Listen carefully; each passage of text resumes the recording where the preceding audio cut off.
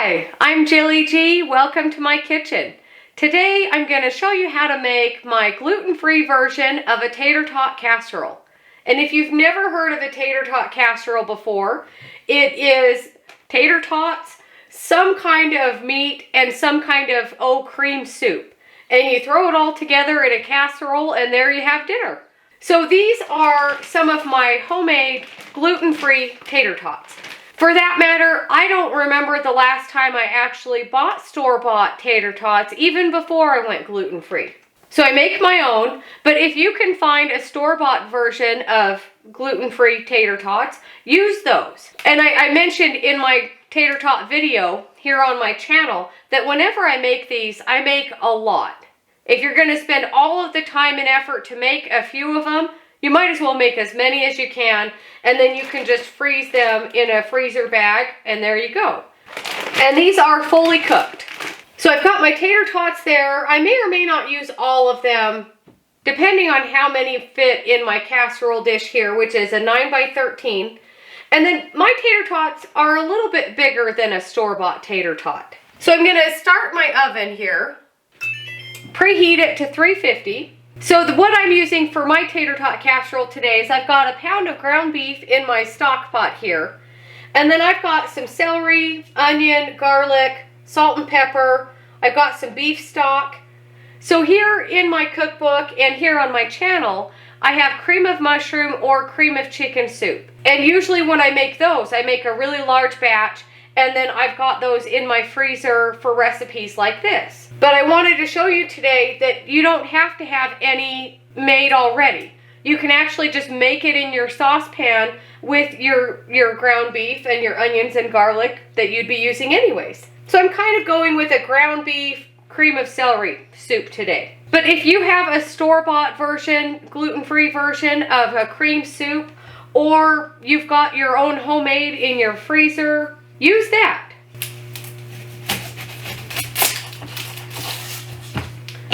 So I'm just going to get my onion, celery, and garlic cut up, and while my oven is preheating, I can start cooking my ground beef as well. Just on about medium heat. And like a lot of casseroles, this casserole will also have a nice generous topping of cheese. I don't have my cheese out yet because I'm not ready for it yet. And you know, most of the time, I will try and add in as many vegetables as I can to a casserole like this. But today, onions, garlic, and celery are the main vegetables I'll be using. And I've mentioned before, I grew up on casseroles. I know a lot of people did, but I still love them now. That is a potent onion. This onion, woo! You can usually make 1 or 2 casseroles depending on the size of your family. And you know, casseroles like this, they freeze really well too. They're great for leftovers.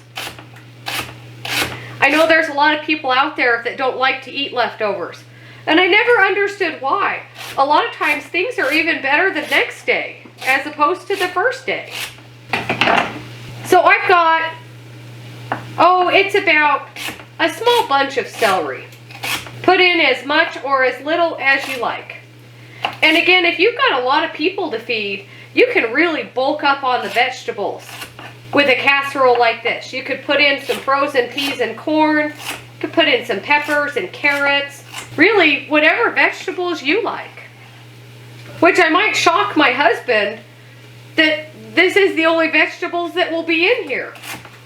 I think I've mentioned before, when I make dishes like this, or like sloppy joes or shepherd's pie, something like that, I always try to add in as many vegetables as I can, and then he'll always say, well, why do we have to have vegetable soup with everything that we're making? There we go. Let me check on my ground beef. So that's coming along nicely. I'm going to get my garlic cut up before I add in my onions and my celery. And this is about 4 cloves of garlic. Maybe you don't have a fresh onion or fresh garlic. You could use onion powder and garlic powder. Okay, there is all of my garlic cut up.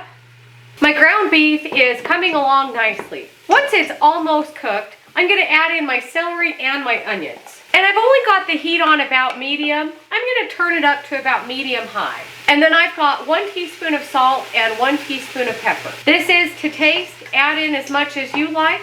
If you have a favorite spice that you like, put that in.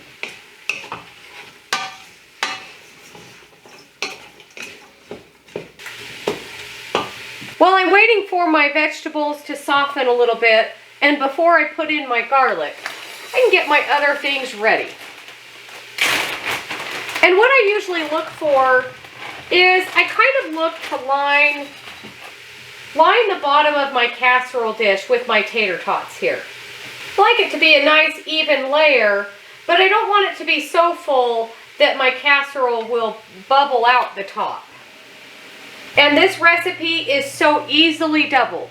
You just get 2 9x13s, enough tater tots for both.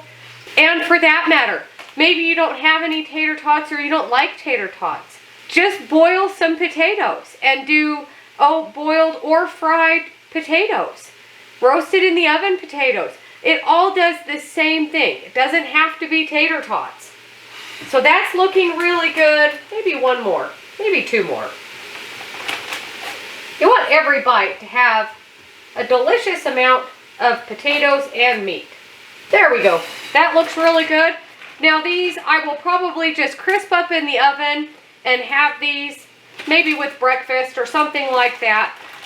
Once these have been frozen, I don't necessarily like to put them back in the freezer after they've been thawed. So for that matter, you don't have to thaw them. You could just go directly from the freezer to your casserole dish.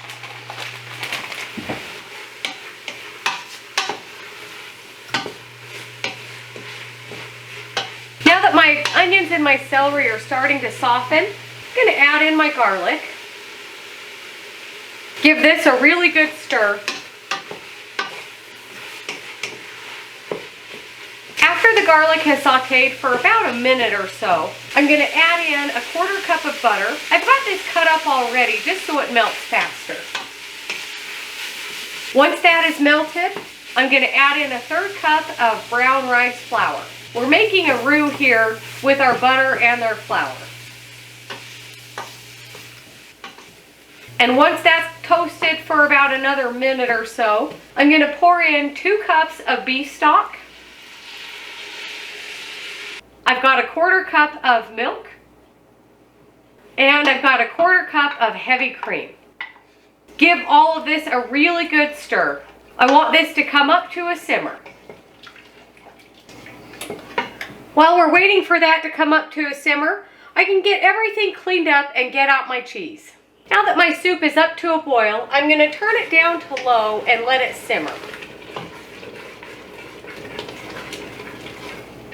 You can see how nice and thick that's getting. So I just have a big chunk of cheddar cheese here. You could put whatever cheese you like on this. You can make this any flavor of a casserole that you like. You don't have to use ground beef. If you've got some leftover ham, leftover chicken, leftover pork roast, any of those meats will work. And you just kind of fry them up a little bit in your saucepan. If they're already cooked, they just need to be kind of warmed through. And then you would just make your cream soup to go with it. And then again, you don't even have to have tater tots. If you've got some leftover roasted potatoes, boiled potatoes, it really doesn't matter. Make sure to stir your soup. Now, if you're making this with a lot of different vegetables, if you've got some carrots and some peppers, mushrooms, whatever other kind of vegetables that you have in there, be mindful that some of those vegetables might soak up some of the liquid, from your beef stock or your chicken stock, whatever you're using. And so you may or may not end up with a really thick soup. So maybe have a little bit of extra water on hand if you need to thin it out a little bit. And I don't think I mentioned, I didn't grease my casserole dish. You don't really have to with a recipe like this. But there is all of our grated cheese. That is a lot of cheese, but that's okay. There we go. It's a 9 by 13. We need a lot of cheese. And my soup is looking delicious and thick. So that is done. I'm going to move my cheese aside over here. And if you ever thought that it would take way too long to make your own cream soup for something like this, look how fast and easy that was. I would say less than a half hour, we're ready to throw this in the oven. We're going to need hot pads when it comes out of the oven anyways. But this way, it's not super hot on my counter. So then you just bring this over and pour it on top.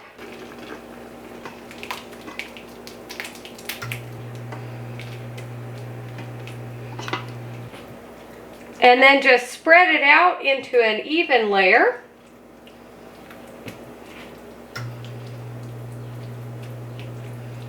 And then sprinkle with cheese, however much you like. We'll see. I might not use all of the cheese I grated. This is really good with a pepper jack cheese. You could even put mozzarella cheese, Parmesan cheese, or no cheese at all. You don't have to put cheese on top. And you know, it looks like I might use all of my cheese. There we go. Cheesy goodness. Okay, nothing to it at all. Now this will go in the oven for about a half hour. I don't think I'll need a cookie sheet. I think it will be okay. Famous last words, but I'm going to take a chance.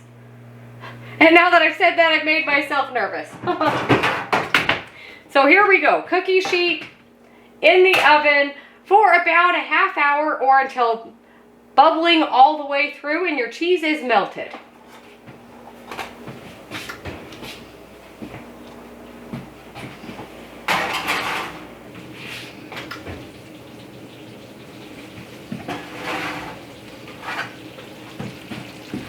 It's been 30 minutes,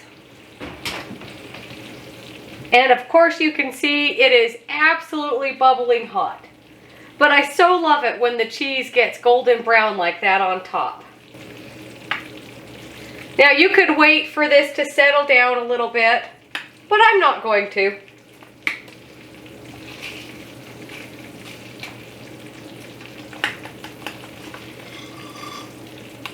Get yourself a spoonful here. And of course, casseroles like this, they never really look that pretty on a plate. Just good old-fashioned home cooking. And I don't think I need to tell you how hot this is. Kind of made a mess here on my cookie sheet as well. Ooh, there we go. And move this out of the way.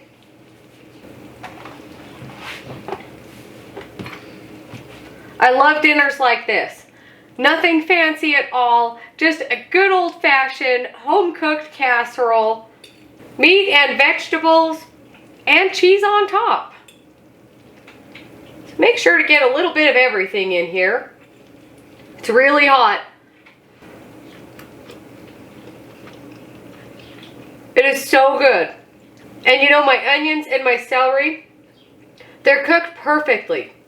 And of course my tater tots. And you might have been thinking to yourself that 1 teaspoon of salt and 1 teaspoon of pepper for this entire thing, it wouldn't have been enough. But it really is. And my tater tots were well seasoned when I made those, so it just adds extra flavor. But you know, salt and pepper is always to taste. If you like less, add less. If you like more, add more. And you know, this is the perfect comfort food dinner for a cold, snowy day. I don't know about where you live, but here in Utah, we still have winter, even though we're into April now.